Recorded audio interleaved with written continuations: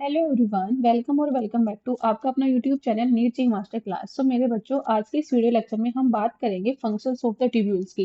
भाई, जो ट्यूब्यूल्स हैं उनका फंक्शन क्या है? तो देखो, आप लोगों को मैंने प्रीवियसली जो अपने लेक्चर है उनमें भी बताया है कि ट्यूब्यूल्स जो होते हैं नेफ्रॉन के वो पार्ट होते हैं जो यूरिन को बनवाने में मदद करते हैं और जो यूजफुल चीजें होती हैं उनको वापस लेते हैं, मतलब कि उनको रीअब्जॉर्ब करते हैं। और जो एक्स्ट्रा अमाउंट की चीजें होती हैं, जैसे कि हम उनको वेस्ट बोलते हैं, उनको बाहर निकलवाने का काम भी कौन करते हैं? हमारे ट्यूब्यूल्स करते हैं। तो ठीक है, तो सब नंबर वाइज जो है आज मैं आप लोगों को इनके फंक्शन बताऊंगी। तो मेरे बच्चों, सबसे पहले हम पढ़ेंगे कि फंक्शंस ऑफ ट्यूब्यूल पीसीटी। ठीक है, पीसीटी के बारे में आज मैं आप लोगों को बताने वाली हूँ। PCT stand for proximal convoluted tubule, आप सबको पता है। ओके, अगर मैं इसके लोकेशन की बात करूं तो बोमेन्स कैप्सूल के बाद वाला जो हिस्सा होता है वो क्या होता है? आपका पीसीटी होता है। तो आप लोग यहाँ लिख सकते हैं कि भाई, बोमेन्स कैप्सूल के बाद वाला हिस्सा, ठीक है, बाद वाला पार्ट, वो क्या होता है? आपका पीसीटी होता है। स्ट्रक्चर की बात करूं तो मैंने आप लोगों को ऑलरेडी बताया हुआ है कि जो पीसीटी का स्ट्रक्चर होता है वो लाइन होता है, किससे? Line with brush border epithelium, ठीक है। और यहाँ पे क्या होता है मेरे बच्चों? माइक्रोविलाई प्रेजेंट होती है। क्या होती है प्रेजेंट? माइक्रोविलाई। अब ये माइक्रोविलाई क्या काम करती हैं? सरफेस एरिया को बढ़ाती हैं ताकि रीअब्जॉर्प्शन ज्यादा से ज्यादा हो सके। ओके, तो इसका काम आपको समझ में आ गया। अब मेरे बच्चों, हम इनके फंक्शन की बात करते हैं। तो देखिए, फंक्शन, पहला फंक्शन क्या है? मैं आपको ऑलरेडी बहुत बार बता चुकी हूँ, लेकिन स्पेसिफिकली फिर दोबारा बता रही हूँ। ग्लूकोज, अमाइनो एसिड, विटामिन्स, या आप लोग बोल सकते हो most of the water reabsorb hair.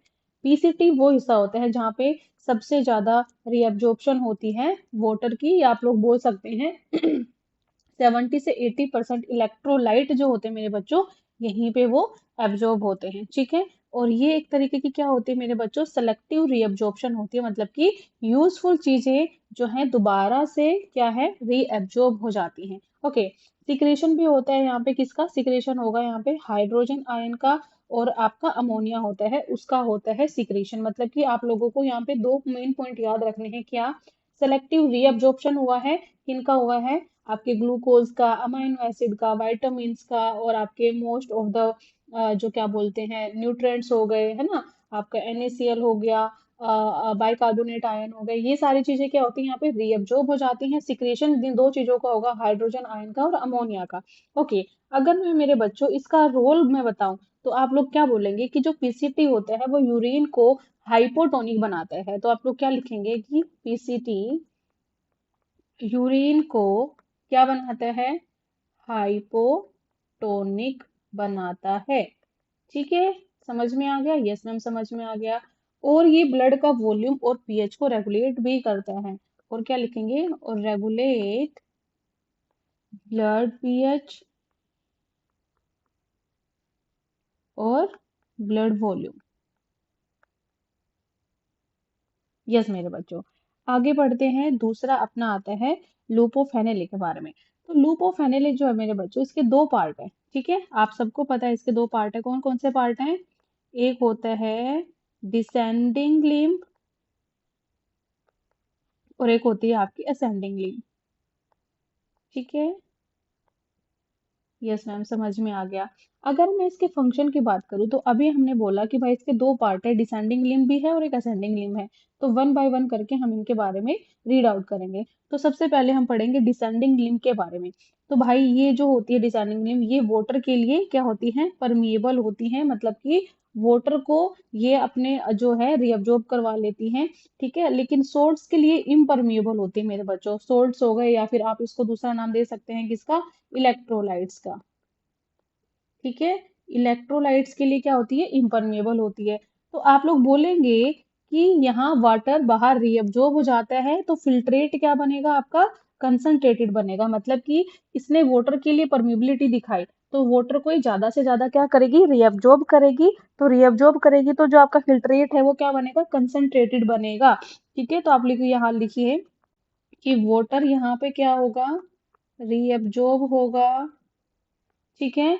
तो उससे क्या होगा, फिल्ट्रेट जो है मेरे बच्चों, वो क्या बनेगा, कंसंट्रेटेड बनेगा। ठीक है। Yes ma'am. आगे चलते हैं। अब चलते हैं मेरे बच्चों हम असेंडिंग लिम्ब की तरफ। तो ये असेंडिंग लिम्ब जो होती है डिसेंडिंग लिम्ब के जस्ट उल्टे तरीके से काम करती है। मतलब कि असेंडिंग लिम्ब वाटर के लिए तो इम्परमेबल होगी और सोल्ट्स के लिए परमेबल होगी। तो आप यहाँ पे क्या लिखेंगे कि बेटा, जैसे मैंने बताया यहाँ पे जो आपकी डिसेंडिंग लिम्ब होती है वहां पे क्या होता है, वाटर का रीअब्जॉर्प्शन होता है। तो फिल्ट्रेट कैसा बनता है, कंसंट्रेटेड बनता है। तो यहाँ पे वाटर के लिए तो इम्परमेबल है, सोल्ट्स के लिए या इलेक्ट्रोलाइट्स के लिए क्या होती है, परमेबल होती है। तो क्या लिखेंगे आप यहाँ पे कि आपके जो इलेक्ट्रोलाइट्स हैं, आपका NaCl जो है वो क्या होगा, एक्टिवली रीअब्जॉर्ब हो जाएगा। ठीक है। तो फिल्ट्रेट जो बनेगा वो क्या बनेगा, डाइल्यूट फिल्ट्रेट बनेगा। समझ में आया? यस मैम, समझ में आ गया। अब देखो मेरे बच्चों, इसका रोल हम पढ़ते हैं कि भाई इसका रोल क्या है। तो आप रोल जब पढ़ेंगे लूपोफेनेले का तो आप क्या बोलेंगे कि ये दोनों एक साथ मिलकर, कौन कौन, असेंडिंग लिम्ब और डिसेंडिंग लिम्ब जो है ये दोनों एक साथ मिलकर काउंटर करंट मैकेनिज्म बनाते हैं और यूरिन कंसंट्रेशन को रेगुलेट करते हैं। तो यहाँ पे लिखिए, ये दोनों एक साथ मिलके, कौन कौन, एक साथ मिलकर क्या बनाते हैं, काउंटर करंट मैकेनिज्म बनाते हैं। ठीक है। जिससे क्या होगा, यूरिन कंसंट्रेशन रेगुलेट होगी। ठीक है। अब देखो, आप कहोगे कि मैम काउंटर करंट मैकेनिज्म यहाँ कैसे बन रहा है। तो मेरे बच्चों, अभी इससे जस्ट नेक्स्ट वाला टॉपिक में काउंटर करंट मैकेनिज्म पढ़ाऊंगी। तीन चीजों के बीच में काउंटर करंट बनता है, वो मैं आप लोगों को नेक्स्ट वीडियो में बताने वाली हूँ। ओके। तो मेरे बच्चों, ये था इसका काउंटर करंट बनाएंगे। ओके। अगर आप लोग यहाँ पे बोलेंगे तो आप लोग ये भी बोल सकते हैं कि इसका रोल अगर मैं बात करूँ तो आप लोगों ने एक तो बता दिया कि काउंटर करंट बनाएंगे।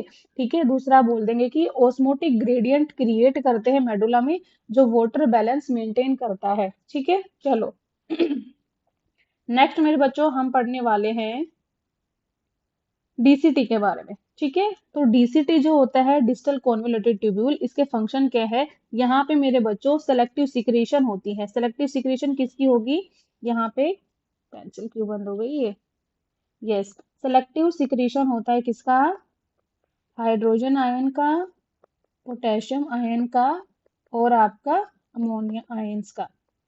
ठीक है। सेलेक्टिव क्या होता है, यहाँ पे सिक्रीशन होता है डीसीटी के अंदर। ठीक है मेरे बच्चों, यस मैम, समझ में आ गया। अब यहाँ पे सेलेक्टिव रीअब्जॉर्प्शन भी होता है। सेलेक्टिव रीअब्जॉर्प्शन होता है किसका, सोडियम आयन का और वाटर का। ठीक है। और किसकी प्रेजेंस में होता है वो, एडीएच और एल्डोस्टिरोन। ये सारी चीजें मेरे बच्चों में ऑलरेडी पढ़ा चुकी हूँ।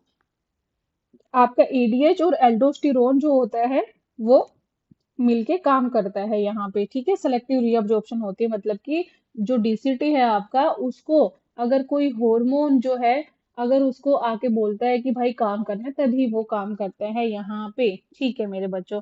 अब यहाँ पे इसका रोल आप लोग क्या लिखेंगे कि फाइन ट्यूनिंग करवाता है यूरिन कंपोजिशन के लिए। तो आप लोग लिख लीजिए, fine tuning of urine composition. ठीक है। यस मैम, समझ में आ गया। अब मेरे बच्चों हम पढ़ते हैं कलेक्टिंग डक्ट के बारे में। तो कलेक्टिंग डक्ट के बारे में आप क्या समझते हैं, इसका स्ट्रक्चर कैसा होता है, बहुत सारे नेफ्रॉन्स इसमें खुल जाते हैं, ये मैंने बताया था। तो आप लोग हिंदी में लिखिए कि सेवरल नेफ्रॉन्स ओपन हियर। ठीक है। बहुत सारे नेफ्रॉन यहाँ पे खुलते हैं। फंक्शन क्या है मेरे बच्चों, यहाँ पे वाटर का रीअब्जॉर्प्शन होता है। क्या होता है, वाटर का रीअब्जॉर्प्शन। लेकिन यहाँ पे मेरे बच्चों एक ही काम करता है हार्मोन, कौन सा, आपका एडीएच। ठीक है। एडीएच के कंट्रोल में काम करता है। लेकिन अगर मैं बोलूँ आपको कि भाई डीसीटी जो है किसके अंडर काम करता है, एडीएच और एल्डोस्टिरोन के अंडर काम करेगा। और आपका कलेक्टिंग डक्ट जो है ओनली एंड ओनली एडीएच यहाँ पे काम करता है, ठीक है। यूरिया का रीअब्जॉर्प्शन भी होता है। क्या होता है कि जो आपकी कलेक्टिंग डक्ट होती है वहां से यूरिया निकलता है और वो इंटरस्टिशियल, क्या बोलते हैं उसको, मेडुलरी इंटरस्टिशियम में चला जाता है, ताकि आपकी वहां पे ओस्मोलैरिटी जो है बनी रहे, ठीक है। तो आप लोग बोलेंगे कि यूरिया का रीअब्जॉर्प्शन हुआ है ना, किस लिए हुआ है, मेडुलरी ग्रेडियंट मेंटेन करने के लिए, या फिर आप लोग बोलेंगे ओस्मोलैरिटी मेंटेन करवाने के लिए भाई साहब यहाँ पे यूरिया का रीअब्जॉर्प्शन भी होता है। और यहाँ पे क्या होगा, फाइनल यूरिन कंसंट्रेशन जो मेरे बच्चों यहीं पे डिसाइड होती है। क्यों? क्योंकि यहाँ से जो होता है बहुत ज्यादा वाटर रीअब्जॉर्ब हो जाता है, एडीएस यहाँ पे काम करते हैं, ओस्मोलैरिटी मेंटेन करवाने के लिए यूरिया जो है मेडुलरी इंटरस्टिशियम में आता है, और उससे क्या होता है कि फाइनल कंसंट्रेशन जो है यूरिन की वो यहीं पे आके डिसाइड होती है।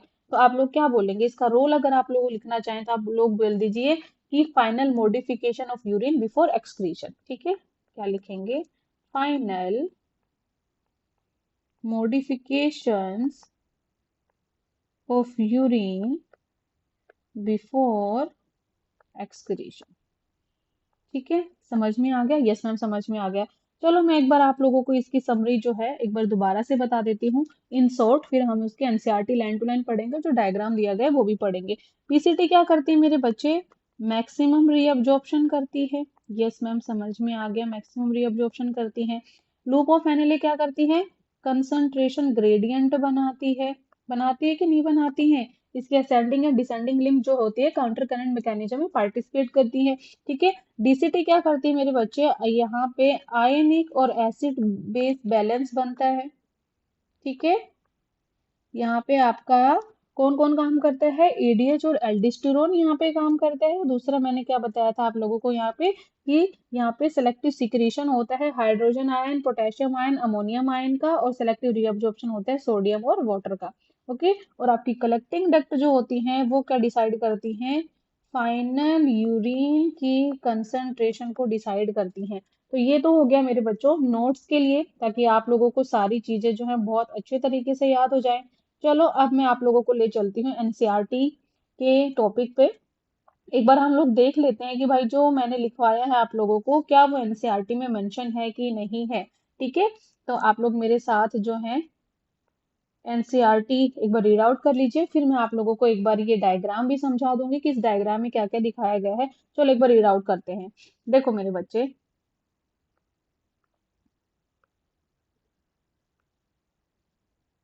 Yes, PCT is lined by simple cuboidal brush border epithelium which increase the surface area for reabsorption। ये मैंने आप लोगों को बताया था मेरा बच्चा, मैंने आप लोगों को ये बताया था ना कि भाई जो अपना PCT होता है वो लाइन होता है किससे, simple cuboidal brush border epithelium से। और यहाँ पे क्या प्रेजेंट होते हैं मेरे बच्चे, माइक्रोविलाई प्रेजेंट होते हैं। क्या प्रेजेंट होते हैं यहाँ पे, माइक्रोविलाई। और वो माइक्रोविलाई क्या करते हैं, सरफेस एरिया को बढ़ा देते हैं, किसके लिए, रीअब्जॉर्प्शन के लिए सॉरी,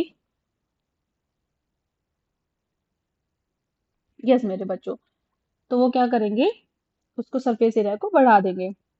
अगला है, nearly all the essential nutrients, सारे के सारे असेंशियल न्यूट्रिएंट्स, जैसे कि ग्लूकोज हो गया, अमाइनो एसिड्स हो गया, वाटर हो गया, ठीक है। या फिर आप लोग बोलेंगे कि इसमें वाइटामिन्स हो गए और अपना सोडियम आयन हो गए, ये सारे के सारे जो है मेरे बच्चों क्या हो जाते हैं, ये 70 से 80% इलेक्ट्रोलाइट और वाटर जो है रीअब्जॉर्ब हो जाते हैं इस सेगमेंट के अंदर, ठीक है। यही मैंने बताया था आपको। PCT also help to maintain the pH and ionic balance of the body fluid.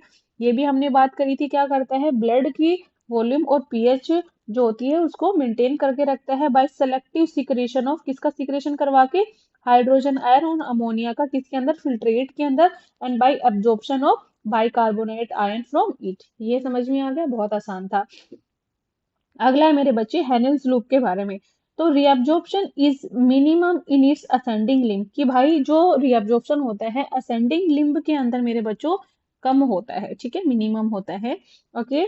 However, this region plays a significant role in the maintenance of high osmolarity of medullary interstitial fluid। ये आप लोगों को ये सारी चीजें जो है समझ में आएंगी किसमें, जब मैं आपको काउंटर करंट मैकेनिज्म पढ़ाऊंगी तब। The descending limb loop of Henle is permeable to water, water के लिए परमेबल है but almost impermeable to electrolytes. Okay, this concentrate the filtrate at is move down, मतलब कि जब हमारा फिल्ट्रेट मूव करता है कहाँ से, डिसेंडिंग लूप ऑफ फेनेल है, तो क्या हो जाए मेरे बच्चों, वहां पे जो osmolarity है वो बढ़ती है, और फिर जब वो असेंडिंग लिम्ब की तरफ जाते हैं तो osmolarity दोबारा से जो है सेम सेम तरीके से आ जाती है। वो सारी चीजें मैं काउंटर करने में पढ़ाऊंगी, मैं आप लोगों को यहाँ पे कंफ्यूज नहीं करूंगी मेरे बेटा। ठीक है, मतलब कि जो हमने पहले पढ़ा कि भाई जब वो फिल्ट्रेट आता है एफरेंट आर्टरियोल से उसके अंदर, तो फिर जो डिसेंडिंग लिम्ब ऑफ फेनेल होता है उसमें वाटर का रीअब्जॉर्प्शन होता है, तो osmolarity जब वो जैसे डाउनवर्ड मूव करता है तो क्या होता है, osmolarity वो बढ़ती जाती है, 300 से 1200 के आसपास हो जाती है, फिर 1200 से दोबारा से जब उसके अंदर से NaCl रिमूव होने लगता है तो osmolarity फिर से 300 के आसपास पहुंच जाती है। तो ये सारी चीजें मैं आप लोगों को वहां बताने वाली हूँ, ठीक है। अब देखिए, the ascending limb is impermeable to water but allows transport of electrolytes actively और पैसिवली, ठीक है, ये मैंने सब बताया हुआ है। Therefore, as the concentrated filtrate pass upward, it gets diluted due to passage of electrolyte to the medullary fluid. Medullary fluid के अंदर क्या होता है, इलेक्ट्रोलाइट्स आ जाते हैं जैसे कि आपका NaCl वगैरह, तो उसकी वजह से जो कंसंट्रेटेड फिल्ट्रेट है वो डाइल्यूट होने लगता है। ठीक है, ये सब मैं आपको काउंटर करने में बहुत अच्छे से समझा दूंगा, डोंट वरी मेरे बच्चों। अब हम बात करते हैं यहाँ पे भाई डीसीटी की। तो डीसीटी जो होता है उसके अंदर क्या होता है, कंडीशनल रीअब्जॉर्प्शन होता है सोडियम का, और water takes place in this segment. अब यहाँ पे कंडीशनल रीअब्जॉर्प्शन क्या है कि भाई डीसीटी जो है अपने मन मर्जी से काम नहीं करता, यहाँ पे हार्मोन जो है एडीएच और एल्डोस्टेरोन इसको बोलते हैं कि इसको फोर्स करते हैं कि भाई यहाँ पे आपको रीअब्जॉर्प्शन करना पड़ेगा सोडियम आयन का और वाटर का इस सेगमेंट के अंदर से। तो डीसीटी जो है कैपेबल होती है reabsorption of bicarbonate ion and selective secretion करवाती है किसका, हाइड्रोजन का, पोटेशियम आयन का और NH3 का, किसके लिए, ताकि वो पीएच और जो सोडियम पोटेशियम बैलेंस है ब्लड के अंदर वो बना सके। ठीक है, ये भी समझ में आ गया। अभी मेरे बच्चों मैं आप लोगों को ये डायग्राम भी समझाने वाली हूँ, उससे पहले हम जो कलेक्टिंग डक्ट वाला पोर्शन है वो भी पढ़ लेते हैं। This long duct extend from the cortex of the kidney to the inner part of the medulla, मतलब कि ये ऊपर वाला पोर्शन जो है इसको हम कोर्टेक्स बोलते हैं, ये वाले हिस्से को हम क्या बोलते हैं, मेडुला बोलते हैं। तो आप लोग डायग्राम में देख पा रहे होंगे कि आपकी जो कलेक्टिंग डक्ट है यहाँ से शुरू होके यहाँ तक आई है, तो इसमें यही लिखा हुआ था कि this long duct extend from the cortex of the kidney to the inner part of the medulla. Large amount of water could be reabsorbed from this region to produce concentrated urine. अब जहाँ जितना भी थोड़ा बहुत बचा हुआ पानी था वो इस रीजन में आके क्या हो जाता है, reabsorb हो जाता है, किस लिए, ताकि concentrated urine जो बन सके। This segment also passes a small amount of urea into the medullary interstitium. इस वाले पार्ट से मेरे बच्चों मैंने आप लोगों को ऑलरेडी बताया था, यूरिया जो है रिलीज होता है मेडुलरी इंटरस्टिशियम में। क्यों होता है, क्योंकि भाई ओस्मोलरिटी बनवानी है हमें। It also plays an important role in the maintenance of pH and ionic balance of the blood by the selective secretion, यहाँ से भी होता है हाइड्रोजन और पोटेशियम आयन का। अब ये डायग्राम मेरे बच्चों हम थोड़ा सा इसके बारे में डिटेल में समझ लेते हैं, ताकि आप लोगों को सारी चीजें जो है क्लियर होती चली जाएं। ओके, तो देखो, हमने पीसीटी के बारे में बात करी सबसे पहले, तो पीसीटी में आप लोग क्या लिखेंगे, लिखेंगे कि भाई ये वाला जो हिस्सा है जिसमें आपका क्या क्या आ रहा है, बाइकार्बोनेट आयन, आपके इलेक्ट्रोलाइट्स हो गए, वाटर हो गए, न्यूट्रिएंट्स हो गए, और ये आपका क्या है, पोटेशियम वगैरह हो गए। यहाँ पे मेरे बच्चों क्या हो रहा है, रीअब्जॉर्प्शन हो रहा है, तो आप इस वाले पार्ट को क्या लिखेंगे कि यहाँ पे क्या हुआ है, रीअब्जॉर्प्शन हुआ है। पीसीटी के अंदर क्या हुआ है, रीअब्जॉर्प्शन हुआ है इस वाले चीज का, मतलब कि फिल्ट्रेट से बॉडी के अंदर रीअब्जॉर्ब हो रहे हैं, ये वाली बात आपको याद रखना है। और सिक्रेशन किस चीज का हुआ है, हाइड्रोजन का और अमोनिया का, तो ये क्या लिखेंगे आप, ये क्या हुआ है मेरे बच्चों, सिक्रेशन हुआ है। ठीक है, तो हम पीसीटी का पहले पढ़ रहे हैं, पीसीटी वाला पार्ट पढ़ रहे हैं, उसमें हमने रीअब्जॉर्प्शन करवाया इन चीजों का, और सिक्रेशन हो गया आपका हाइड्रोजन आयन और अमोनियम आयन का। ठीक है, आगे मेरे बच्चों हम बात करते हैं कि ये अपना डिसेंडिंग लिम्ब लूप ऑफ हेनेले। ठीक है, तो डिसेंडिंग लिम्ब लूप ऑफ हेनेले क्या होता है, ये परमिएबल होती है वाटर के लिए, ये मैंने आप लोगों को बताया था, ये क्या करती है, परमिएबल, परमिएबल फॉर वाटर, है ना। तो वाटर के लिए परमिएबल है, मतलब कि H2O जो है यहाँ पे क्या होगा, रिअब्जॉर्ब होगा, तो osmolarity जो है मेरे बच्चों इस रीजन में, osmolarity है वो क्या होगी, इंक्रीज होगी, है ना। और जब फिल्ट्रेट यहाँ पे डाउनवर्ड मूव करता है तो जब जैसे जैसे डाउनवर्ड मूव करता रहेगा तो फिल्ट्रेट के अंदर साल्ट की कंडीशन क्या हो जाएगी, फिल्ट्रेट के अंदर साल्ट की अमाउंट क्या होगी, जैसे जैसे देखो मेरे बच्चों, यहाँ से वाटर जो है रिअब्जॉर्ब होना स्टार्ट हो जाएगा, तो जैसे जैसे वाटर रिअब्जॉर्ब होगा तो यहाँ पे साल्ट की कंसंट्रेशन क्या है, इंक्रीज होगी, और वाटर जो है नीचे जाते जाते क्या है, कम होने लग जाएगा। तो यहाँ पे क्या बनेगा, आपका हाइपर ऑस्मोटिक फ्लूइड बनेगा, इस वाले पॉइंट पे क्या बनेगा, हाइपर ऑस्मोटिक फ्लूइड बनेगा।